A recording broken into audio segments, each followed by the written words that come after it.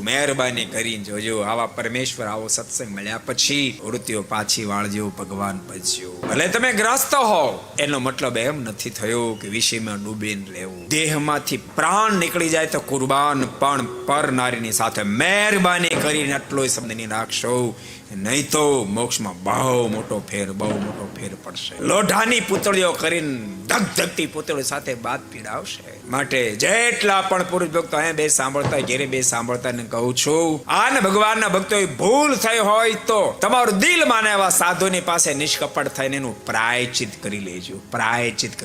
બહુ સાચું કહું, દિલ ખોલી નિષ્કપટ થઈ એનું પ્રાયચિત કરી લેજો, નહીં તો તમને મોક્ષમાં જબરું બાધક થશે.